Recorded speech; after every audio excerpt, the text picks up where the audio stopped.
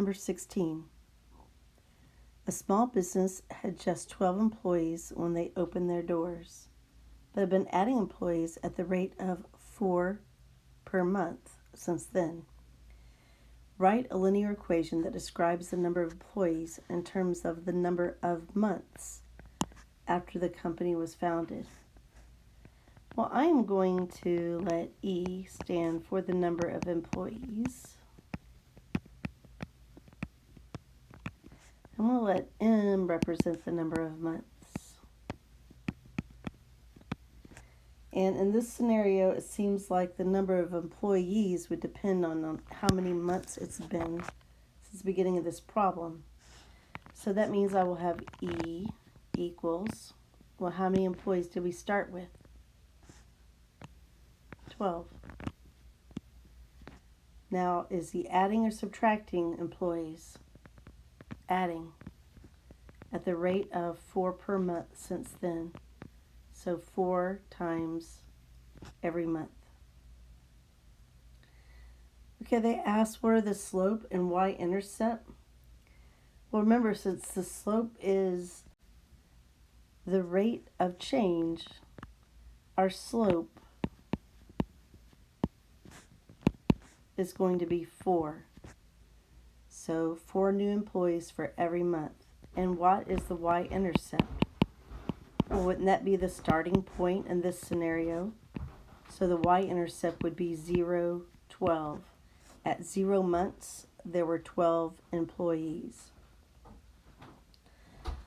All right, so just to make this a little bit easier, we're going to go ahead and use this information to draw a graph of the equation. We're going to let the independent axis be months. The dependent axis is the number of employees. And so we're going to go up by ones here. So 1, 2, 3, 4, 5, 6, 7, 8. And then let's go up by 4s. I'm sorry, I can hardly see the grid.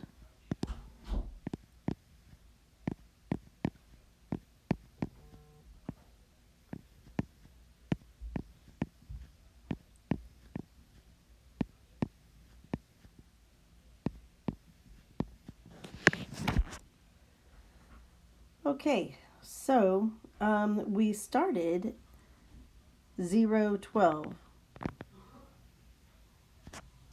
So we're going up 4 units and right 1. That is our slope, okay? So for every month, we have 4 new employees. So up 4 units, so 12 to 16 is 4 units, right 1. Up 4 units, right 1. Up 4 units, right 1. Okay? And I do apologize, it's really hard for me to see that grid.